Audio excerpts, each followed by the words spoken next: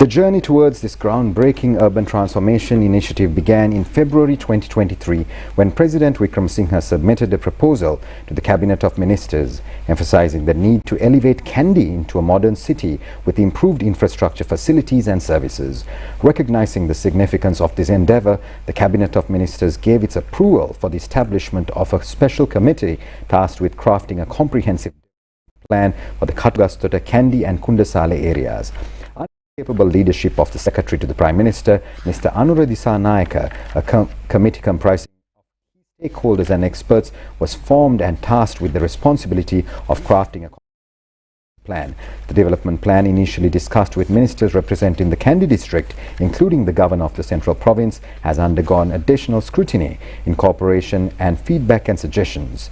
The final draft, meticulously prepared by the Urban Development Authority, was officially presented to the President today.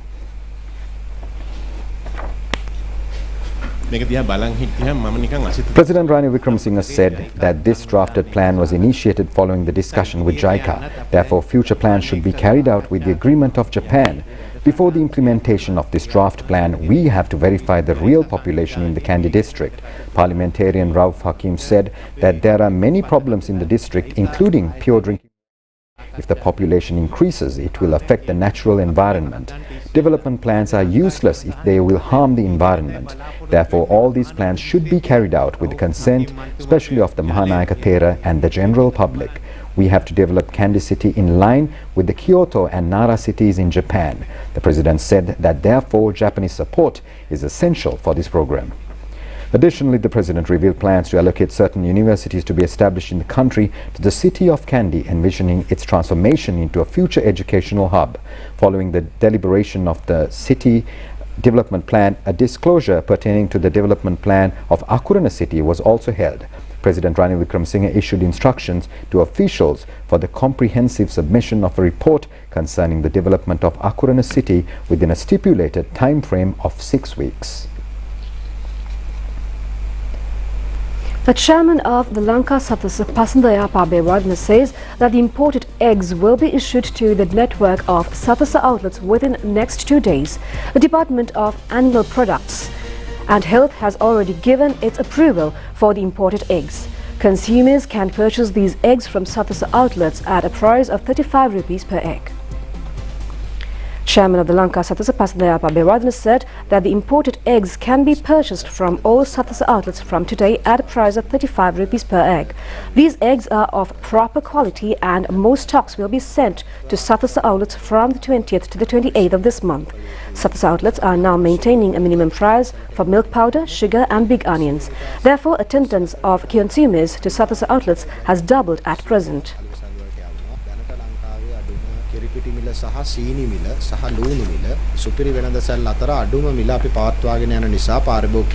Another stock of 15 million eggs is scheduled to be imported. The local poultry farmers have increased the price of eggs at several instances. Therefore, measures were taken to import eggs from India for the convenience of the local customers. In the talk of the town, over 3,000 suspects have been taken into custody under the nationwide raids conducted recently against narcotics and organized crimes. Police say that a stock of narcotics amounting to over 300 million rupees has been seized during these raids. The island-wide raid started yesterday to nab drug dealers and gangs of organized crimes will be conducted up to the 23rd of this month. During the raids conducted within the last 24 hours, 2,121 suspects have been arrested. A stock of drugs weighing over 3 kilograms has been taken into police custody. 178 kilos of ganja and over 30,000 plants of ganja cultivation have also been found from these raids. 38 kilograms of drugs belonging to other varieties have also been seized. Police media spokesman SSP Nihal Taldua said that further investigations will be carried out regarding the arrested suspects. Detention orders will be taken to detain some suspects for further questioning. 5 important suspects have been detained and Police Division for Illegal Property and Assets will conduct further investigations. The special raid was conducted early this morning at the Kotahena police area in the Colombo North Division. Many suspects have been arrested and 6 cases will be filed before the High Courts and 10 minor cases will be filed before magisterial courts against these suspects. In addition, police say that 5 suspects who are under open warrant have also been taken into custody. Reports from Tirupani area state that the health condition of popular wild elephant Akbar is not that much conducive. The elephant has also become a threat to the general public living in this area sometimes. Akbar has a wound in its front left paw. The animal usually stays daytime in a tank in Tirupani area. Then it comes out of the tank at night and encroaches the villages. Villagers in the Tirupani area today held a protest march along the A9 road today and arrived in the Tirupani Divisional Secretariat. Then the Divisional Secretary has called the Assistant Director of Wildlife in Anuradhapura region over the phone and discussed the problem. Later it was decided to transfer the elephant to the nearest forest reserve in the area. After that, the protesters stopped their objection. Meanwhile, the veterinary surgeons point out that the elephant's being in water for a long time is not good for his health. They point out that the inflammation of the front leg may become severe in future. However, the villagers have pointed out that the elephant should be shifted to a remote area and they extend their support to the utmost for that mission. Accordingly, the elephant will be taken away from the area by tomorrow.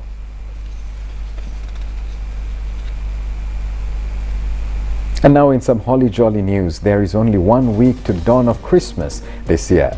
Many places in the Colombo city have been illuminated prior to Christmas and New Year.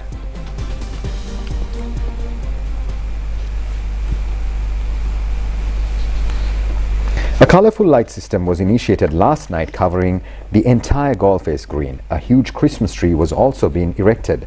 A large number of invited guests were present at this ceremony last night. Sri Lanka Air Force played Christmas carols during the night. The Christmas celebration in the golf-face green will commence until the 3rd of January. The Army, Air Force and the Navy cultural troops will present Christmas carols during this period. Many performing shows have also been organized from the Christmas night to the 3rd of January. A huge musical show and a fireworks show will be held on the 31st night. Minister Harin Fernando, Chief of Presidential Staff Sagala Ratnayaka, Chief of Defence Staff General Shavendra Silva and a host of foreign diplomats and World Bank representatives were present at the opening ceremony of Christmas celebrations held last night. Addressing the gathering, Minister Harin Fernando says that Sri Lanka is open to the world, targeting the development of tourism industry. President Ranil Wickremesinghe declared a monumental shift in Sri Lanka's foreign policy during a speech at the final presentation night of the Colours Re-awarding and Commissioning Parade held at the Sri Lanka Military Academy, Tiyatalawa recently. Departing from the conventional approach of associating peacekeeping solely with the Ministry of Defence, the President revealed that peacekeeping is now an integral element of the nation's broader security and foreign policy framework.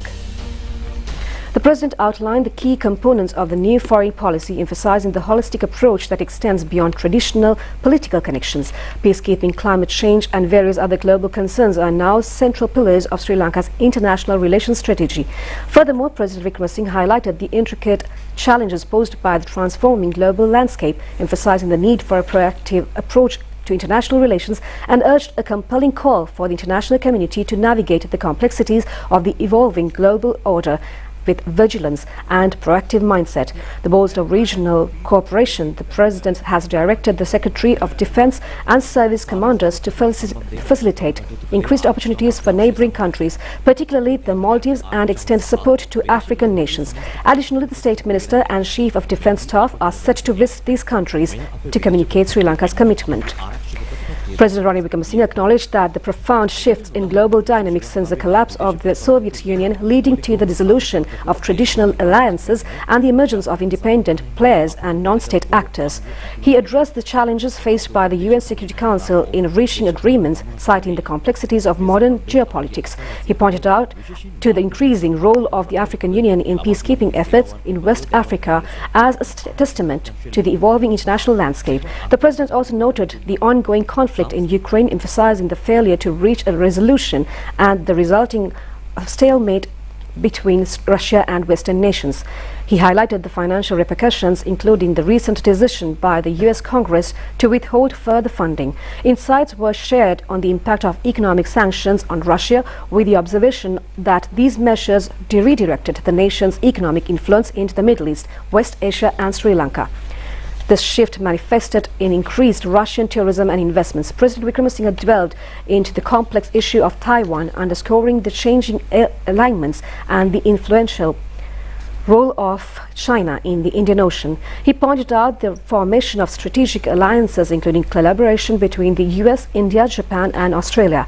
While expressing concern about the ongoing conflict in Gaza, President Wickremesinghe highlighted the asymmetric nature of the war triggered by the non-state actor. He lamented the high human toll and the UN's limited intervention capabilities. Reflecting on contemporary challenges, the President underscored the growth power of non-state actors and their access to advanced weaponry. He suggested that future UN missions might need to confront global drug operations due to their increasing influence. The President concluded by emphasizing the imperative for the UN and its missions to adapt to changing geopolitics. Rather than opting out, he urged increased global involvement in addressing complex situations, emphasizing adaptability and foresight. Recalling Sri Lanka's historical involvement in peacekeeping, the President cited the establishment of a military academy in the Athalava in response to a request from the late General Dennis Pereira. Listening to presentations by future officers, he expressed pride in the institutions and decisions made to ensure the quality of Sri Lanka's armed forces. President Wickremesinghe underscored the significance of maintaining well-equipped and well-trained armed forces, emphasizing the pivotal role of Sri Lanka's education system as a foundation for military excellence. The President's address signaled a significant departure from the past, marking Sri Lanka's commitment to a more comprehensive and globally aware foreign policy. The 226th Mahapolo Educational and Trade Exhibition concluded successfully yesterday. The 5-day exhibition was held in the Jayala Urban Council grounds. The last day of the exhibition was declared open by Prime Minister Dinesh Gunawardene yesterday. Minister of Trade Nalin Fernando, Governor of the Northwestern Province Lakshman Yapa Abewardena were also present at yesterday's opening of the exhibition. Prime Minister Dinesh Gunawardene said that the Employees Provident Fund has become a huge bank in the Asian region for employees. In the same manner, the Mahapolo exhibition program has become a huge development drive at present. He further said that after a period of 10 years, it has been revitalized.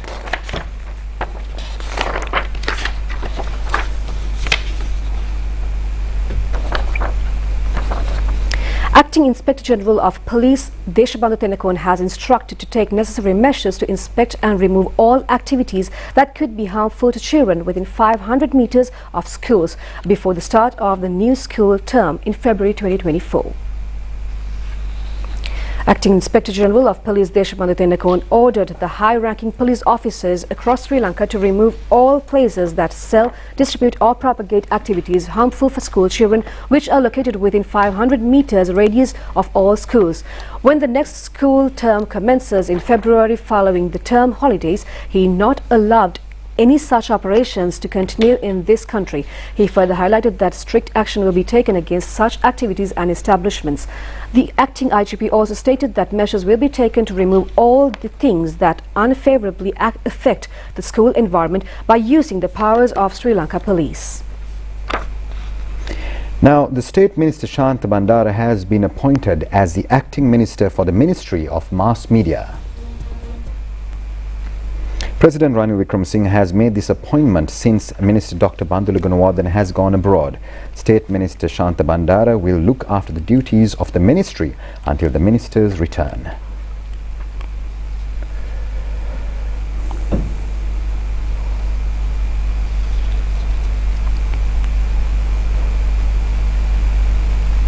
The Interim Secretariat for the Truth and Reconciliation Mechanism has successfully completed obtaining public views in the Jaffna district.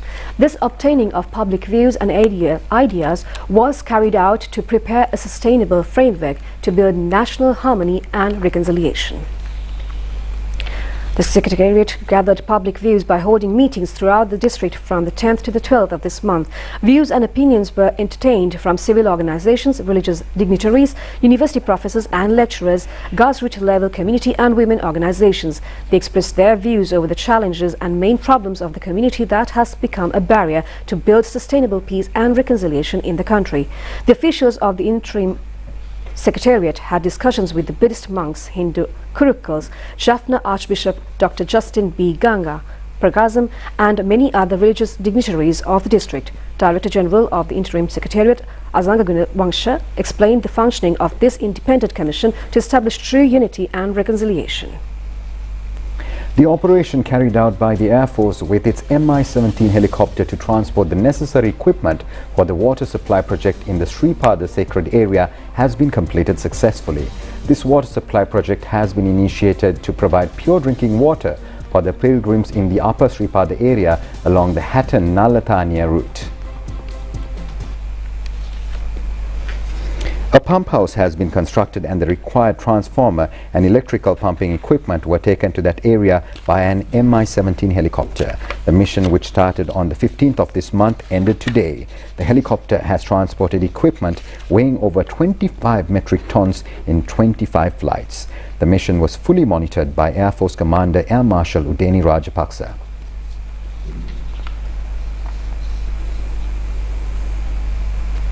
Now, the Rice Wholesale Trade Center in Maradagahamulla will be reopened tomorrow.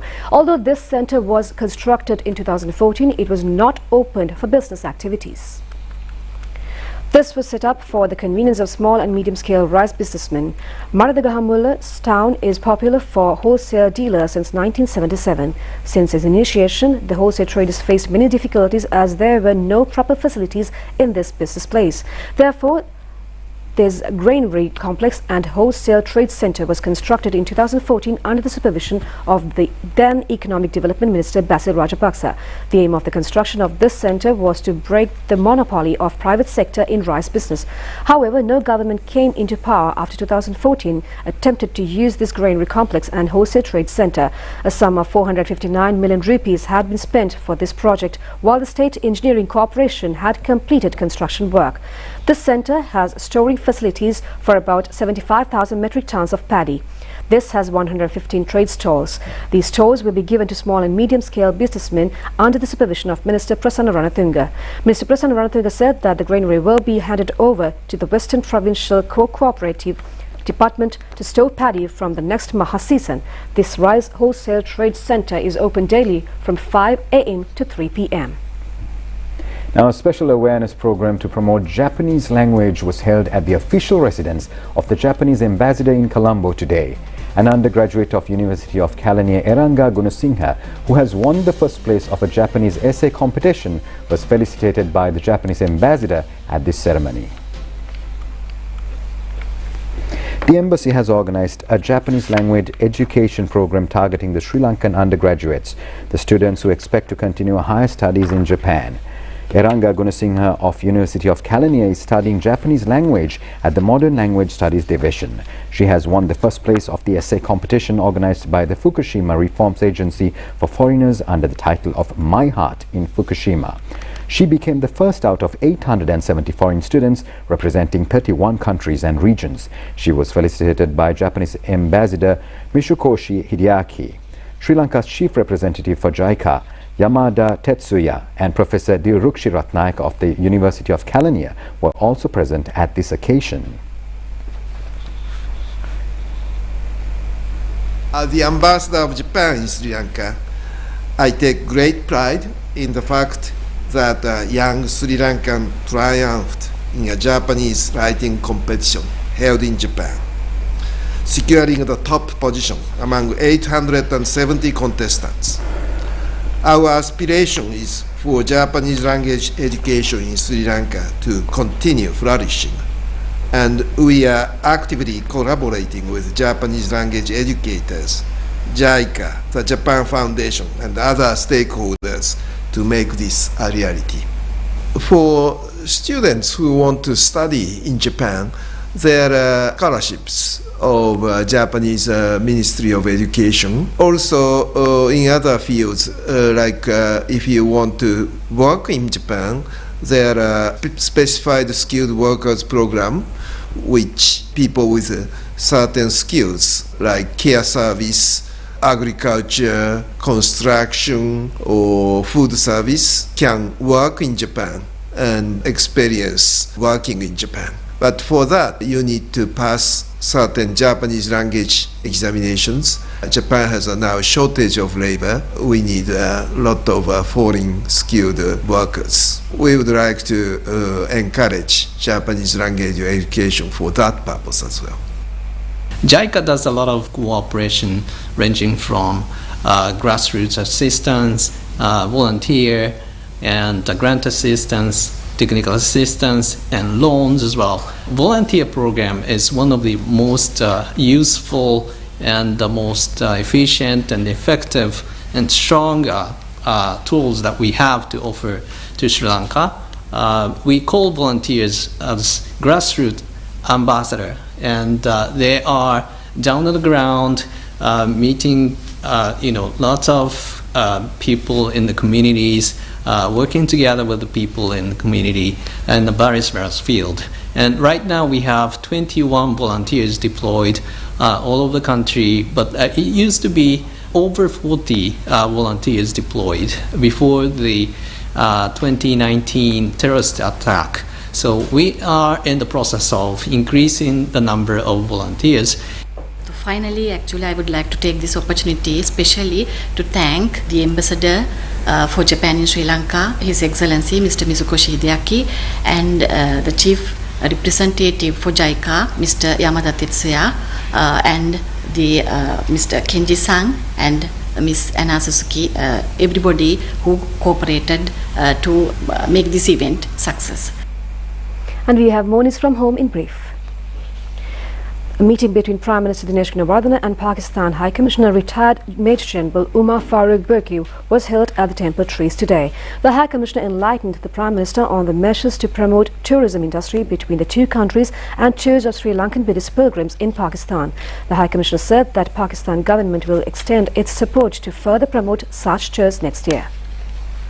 A group of wildlife officials started treatments to a female elephant at the Ambagasvava area in Ruchiagama yesterday. The team was led by the veterinary surgeon of Pandulagama Wildlife Region, Udeshika Madhuvanti. The elephant has a huge injury on her left leg. A new handcraft exhibition titled Yugayata Nimavum was launched at the BMICH today. It has been organized by the National Crafts Council. The exhibition will end tomorrow. This has been organized with the aim of giving a helping hand to the craftsmen and women in Sri Lanka. We'll be back with international news after this break.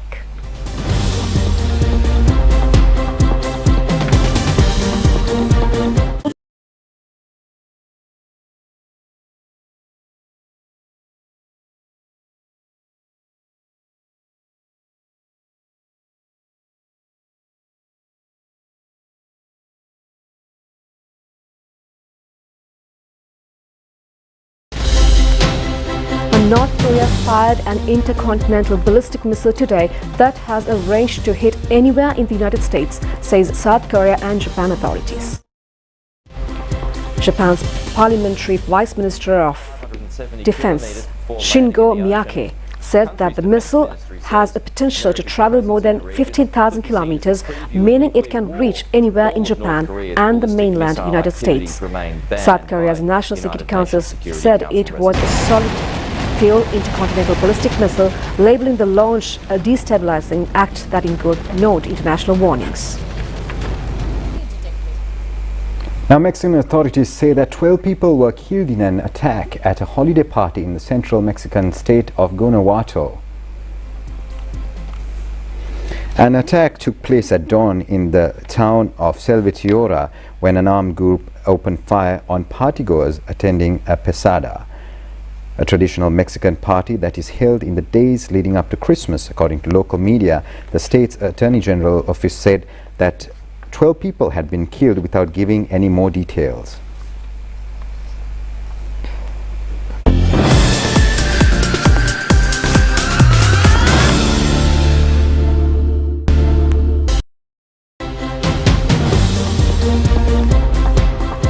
Now, a meeting between the new Sri Lanka Cricket Selection Committee members and Minister Harin Fernando was held today at the Ministry of Sports. Chief of the Sri Lanka Cricket High Performance Centre, Sanal Jayasuriya, was also present at this meeting. This new cricket selection committee headed by Upul Taranga was appointed by the Sports Minister recently. They have discussed the measures that should be taken to make Sri Lanka cricket towards the victorious path.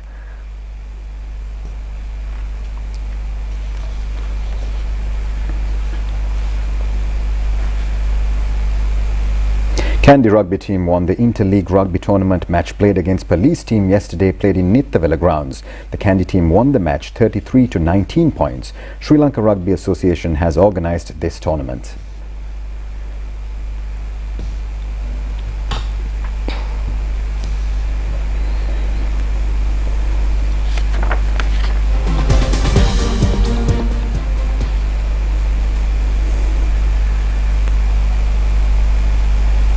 SSC team won a match of Inter-Club one-day cricket tournament against NCC team yesterday. Batting first, SSC scored 337 runs for the loss of 7 wickets in 45 overs, which was reduced due to rain.